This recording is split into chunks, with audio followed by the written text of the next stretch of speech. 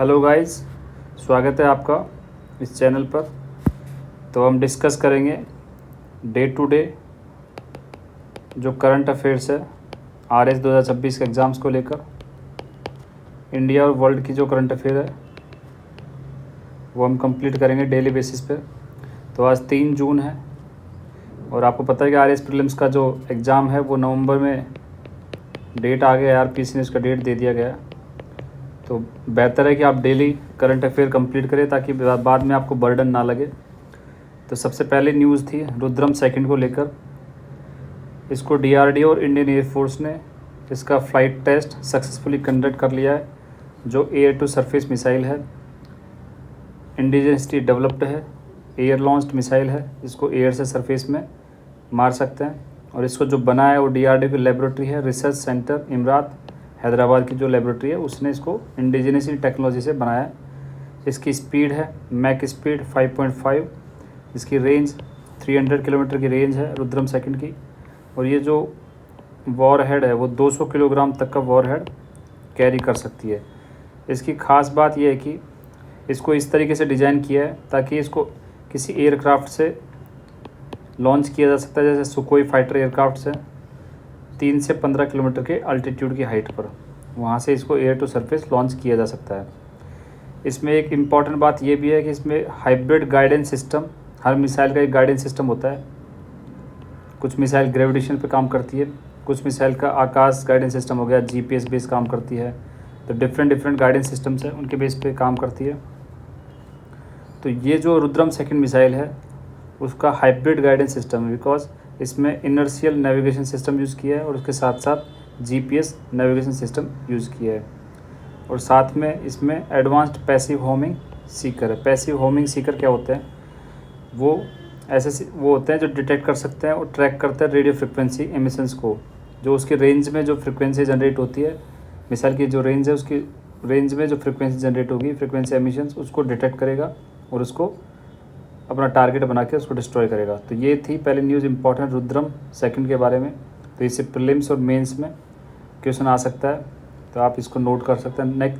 Next news थी iso butanol को लेकर। ये इसलिए थी बिकॉज इंडियन गवर्नमेंट ने इसको एक मैंडेट इंट्रोड्यूस किया है जिसमें परमिट किया है कि आइसो ब्यूटेनॉल को ब्लेंडिंग कर सकते हैं डीजल के साथ दिस ईयर के लास्ट तक।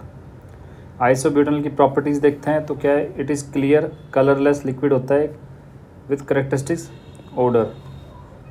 It is only moderately soluble in water, ये इसकी करेक्टरिस्टिक्स है। वेरी फ्लेमेबल होता है, बहुत जल्दी इसमें आग लग जाती है। It has a flash point, जो इसका फ्लैश पॉइंट है वो only slightly about the normal room temperature से ऊपर है। रूम टेम्परेचर से ऊपर भी इसमें आग लगने के चांसेस ज़्यादा हैं। Its vapours are heavier than air and can spread unnoticed along the ground. इसकी जो वेपर्स है वो हैवी है और ग्राउंड्स के इर्द गिर्द इकट्ठा हो जाती है। It can be made from ethanol use in fermentation process के थ्रू, एथेनॉल से इसको बनाया जा सकता है। तो ये आइसो ब्यूटेनॉल के बारे में है। इसकी एप्लीकेशन देखते हैं। इसको यूज किया जाता है as a solvent in flavours, fragrances, pharmaceutical products, coatings में। एक अप्रूव्ड फूड एडिटिव नेचर का है जो फूड एल्कोहलिक बेवरेजेज में पाया जाता है। As a plant derived biofuel, isobutanol offers advantage over ethanol because it is less corrosive, less water absorbing and compatible with existing fuel transport infrastructure. तो जैसे हमारा पहले E20, E15 जैसे प्रोग्राम थे एथेनॉल ब्लेंडिंग के, तो गवर्नमेंट ने अभी आइसोब्यूटेनॉल को भी ब्लेंडिंग डीजल के साथ इंक्लूड कर लिया है। तो उसकी प्रॉपर्टीज़ आप देख लीजिए, मेंस में भी कई बार पूछ लेते हैं और प्रीलिम्स में तो पूछते ही हैं। नेक्स्ट न्यूज़ थी नया जो होलसेल प्राइस इंडेक्स है वो 15 जून से स्टार्ट होगा और उसके साथ साथ एक नया इंडेक्स PP है जिसका नाम है प्रोड्यूसर प्राइस इंडेक्स। वो नया इंडेक्स स्टार्ट होगा। तो जो नया होलसेल प्राइस इंडेक्स है उसका बेस ईयर रखा गया है 2022-23, जो पहले 2011-12 था। और जो न्यू WPI आएगा 15 जून से, उसके साथ जो PPI आएगा प्रोड्यूसर प्राइस इंडेक्स, उन दोनों को 5 साल के लिए साथ में रखा है 2026 से 31 तक। 5 साल तक उनको साथ में मॉनिटर किया जाएगा। उसके बाद जो WPI है उसको फेज़ उसको निकाल दिया जाएगा, उसको डिलीट कर दिया जाएगा या उसकी कैलकुलेशन बंद कर दी जाएगी। उसके बाद ओनली PPI बेस पे कैलकुलेशन की जाएंगी 2031 के बाद। तो ये आपको याद रखना है, बहुत इंपॉर्टेंट न्यूज़ है। जो नया WPI है उसमें क्या क्या चेंजेस किए हैं उसका, एक तो बेस ईयर आपको पता है 2011-12 से 2022-23 कर दिया है। उसके साथ जो इसका कमोडिटी बास्केट था वो पहले 697 था, अभी उसको बढ़ाकर 957 आइटम्स कर दिए हैं। इसमें इमर्जिंग सेक्टर्स इंक्लूड किए जैसे solar energy, wind energy, nuclear electricity, ये सब इसमें इंक्लूड कर दिए हैं। ये तो हो गया नया जो होलसेल प्राइस इंडेक्स आया है। अब जो नया इंडेक्स ये लोग बनाएंगे 15 जून से, वो है प्रोड्यूसर प्राइस इंडेक्स। उसमें मेजरमेंट कैसे होगा, आउटपुट PPI कैसे निकाला जाएगा, ये मेजर करेगा प्राइस प्रोड्यूसर को कितने प्राइस मिला है फैक्ट्री गेट पर, फार्म गेट पर। कोई प्रोडक्ट फार्म गेट पे या फैक्ट्री गेट पे पहुंचता है, उसके बाद उसको कितना प्राइस उसको रिसीव्ड हुआ उसको मेजर करेगा। इसमें एक्सक्लूड रहेंगे, इनडायरेक्ट टैक्सेस इसमें इंक्लूड नहीं करेंगे, ट्रांसपोर्ट्स मार्जिन को भी इसमें हटा दिया जाएगा। ये इसको इनिशियली 125 आइटम्स के साथ स्टार्ट किएंगे, बाद में इसको 1500 आइटम्स तक एक्सपेंड करेंगे। और इनपुट PPI में देखेंगे आप क्या है, ये मेजर करेगा price paid by producer for inputs, इसमें इंक्लूड होंगे ट्रेड और ट्रांसपोर्ट्स मार्जिन। तो ये बहुत इंपॉर्टेंट, आउटपुट PPI में जो इनडायरेक्ट टैक्सेस हैं, ट्रेड ट्रांसपोर्ट मार्जिन से, वो इसमें इंक्लूड नहीं है, जबकि इनपुट PPI में वो इंक्लूड किए जाएंगे। इनपुट PPI को इनिशियल लिमिटेड किया जाएगा मैन्युफैक्चरिंग सेक्टर तक। उसके बाद आता है सर्विस PPI। सर्विस PPI में क्या होगा, कवर करेगा की सर्विसेज जैसे बैंकिंग हो गया, आपका इंश्योरेंस हो गया, railways, air transport, telecommunication, security transaction, ये सब सर्विसेज इसमें इंक्लूड होंगी और इसको रिलीज़ किया जाएगा क्वार्टरली।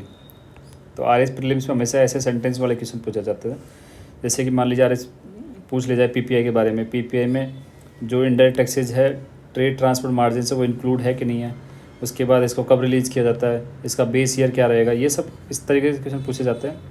तो इसको जो रिलीज़ करेंगे वो क्वार्टरली है, जो स्टार्ट होगा जनवरी-मार्च 2026 के डेटा से।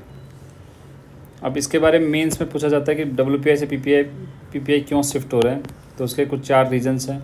बेटर इन्फ्लेशन कंट्रोल के लिए, ये कैप्चर करता है दोनों इनपुट कॉस्ट और आउटपुट प्राइसेस, इसके लिए बेटर इन्फ्लेशन मेजरमेंट होगा इसकी वजह से।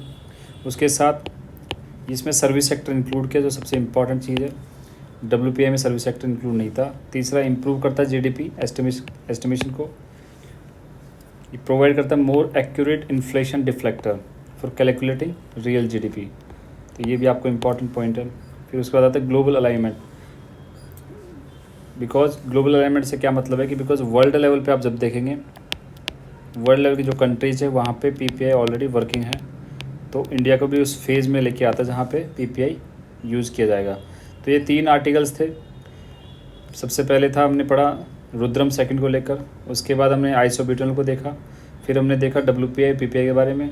नेक्स्ट न्यूज़ है नीति आयोग की एक रिपोर्ट आई है अभी, उसका नाम है future of India semiconductor industry. India की सेमीकंडक्टर इंडस्ट्री, उसके बारे में एक नीति आयोग रिपोर्ट है जिसमें बताया सेमीकंडक्टर्स क्या होते हैं, वो देख लेते हैं। अब सेमीकंडक्टर चिप्स होती हैं जो बैकबोन ऑफ मॉडर्न इलेक्ट्रॉनिक्स, जो यूज़ किए जाते हैं smartphones, automobiles, defence system, industrial machinery, health care devices, इनमें यूज़ किए जाते हैं। सेमीकंडक्टर चिप बनाने की जो स्टेजेस होती है उसमें सबसे पहले डिज़ाइन वाला पोर्शन आता है, उसके बाद उसका फैब्रिकेशन पोर्शन जिसको फैब लैब्स बोलते हैं, फिर उसका असेंबली, टेस्टिंग, मार्किंग और पैकेजिंग जिसको ATMP वाला बोलते हैं। तो ये कुछ 3 स्टेजेस हैं, design, fabrication, assembly, testing, marking and packaging. तो इंडिया का जो सेमीकंडक्टर मिशन है उसके बारे में देखते हैं। इंडिया का सेमीकंडक्टर मिशन का नाम है इंडिया सेमीकंडक्टर मिशन, जिसका बजट रखा है 76,000 करोड़ का। इसके फोकस एरियाज़ होंगे फैब्स लैब्स स्टार्ट करना, जिसका फैब्रिकेशन लैब्स होता है बोलते हैं हम, display manufacturing, packaging facilities, chip design incentives, ये सब इस मिशन के फोकस एरियाज़ में है। India currently has no operation fabrication lab India में कोई नहीं है। पहली लैब इंडिया बनाने जा रहा है वो गुजरात धोलेरा में, जो 2028 तक कंप्लीट होगा। तो ये प्रीलिम्स के पर्सपेक्टिव से भी आपको याद रखना है कि इंडिया में पहली बार सेमीकंडक्टर की फैब्रिकेशन लैब बनने वाली है, जो गुजरात धोलेरा में बनेगी 2028 तक। इस रिपोर्ट्स के कुछ की फाइंडिंग्स है, उसमें देखते हैं India semiconductor ecosystem is not yet self sufficient. इसकी वजह से जो इंडिया का सेमीकंडक्टर सिस्टम है वो हाईली इम्पोर्ट डिपेंडेड है। हम सबसे ज़्यादा चिप इंपोर्ट करते हैं, बिकॉज हमारे पास कोई ऐसी लैबोरेटरी या टेक्नोलॉजी इस्टेब्लिश नहीं है, इंडस्ट्री इस्टेब्लिश नहीं है इसकी वजह से। डिपेंडेंस है हमारी फॉरेन चिप्स के ऊपर, स्पेशली डिफेंस के लिए जो नेशनल सिक्योरिटी रिस्क क्रिएट करती है। उसके अलावा सेमीकंडक्टर मैन्युफैक्चरिंग को एक ह्यूज इन्वेस्टमेंट की रिक्वायरमेंट है और एडवांस टेक्नोलॉजी और लॉन्ग पीरियड्स की रिक्वायरमेंट, कम से कम 4 से 5 साल या 5 साल से ज़्यादा टाइम हो सकता है एक इंफ्रास्ट्रक्चर बनने के लिए। तो ये कुछ इस रिपोर्ट्स की फाइंडिंग्स थी। इसके बाद रिकमेंडेशंस में देखते हैं इंडिया को क्या करना चाहिए। इंडिया को सोवरेन डिज़ाइन के लिए ऊपर फोकस करना चाहिए, R&D पे और IP कैपेबिलिटीज़ पे फोकस करना चाहिए। इन्वेस्ट करें 45 से 60 बिलियन डॉलर का semiconductor mission, India semiconductor mission 2.0 के अंडर। फोकस करना पड़ेगा mature nodes and compound semiconductors, make chip packaging and testing a core pillar because due to lower cost and faster scalability. तो ये सब पे काम करना पड़ेगा और ट्रस्टेड पार्टनर्स है उनके साथ कोलैबोरेशन करें, US, Japan, EU, south Korea. Focus करें टेक्नोलॉजी ट्रांसफ़र पर, R&D ट्रांसफ़र, इक्विपमेंट एक्सेस, उसकी वजह से ताकि इंफ्रास्ट्रक्चर डेवलप किया जा सके।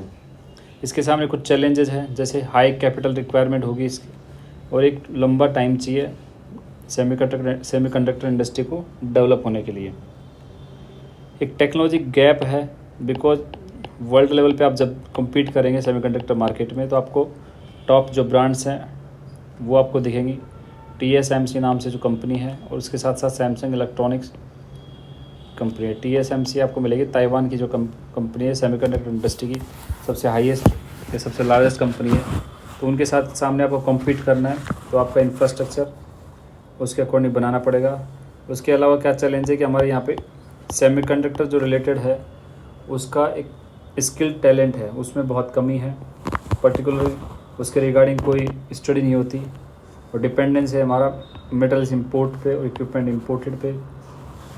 तो इसके अलावा हमें नीड है एक रिलायबल इंफ्रास्ट्रक्चर, इसमें power, ultra pure water, clean rooms, ये सब डेवलपमेंट की बहुत नीड है बिकॉज इंडिया को सेमीकंडक्टर इंडस्ट्री में अपना इंफ्रास्ट्रक्चर बहुत जल्दी बनाना पड़ेगा बिकॉज उसके बहुत सारे जैसे कि हमारा डिपेंडेंस चाइना पर, US पर और अदर कंट्रीज़ पर बहुत ज़्यादा है सेमीकंडक्टर चिप्स को लेकर, जो हमारी नेशनल सिक्योरिटी के लिए भी खतरा है और बाकी हमारा जो बैलेंस ऑफ पेमेंट है उसके लिए बहुत इंपॉर्टेंट है। तो आज की ये इम्पॉर्टेंट न्यूज़ थी, ज़्यादा न्यूज़ नहीं है, अब 4 आर्टिकल्स हैं, ज़्यादा नहीं है। डेली अगर 4 से 5 आर्टिकल पढ़ेंगे तो आपको प्रीलिम्स में इतना दिक्कत नहीं होगा, मेंस में आपको प्रॉब्लम नहीं होगी। तो आप इसको कंटिन्यू ज्वाइन कर सकते हैं। इसके साथ साथ हम पब्लिक एडमिनिस्ट्रेशन भी कंप्लीट कर रहे हैं, ऑलमोस्ट हमने हाफ कवर कर दिया पब्लिक एडमिनिस्ट्रेशन का पोर्शन। फिर हम दूसरा सब्जेक्ट स्टार्ट करेंगे कुछ, तो आप जुड़े रहिए। Thank you for now.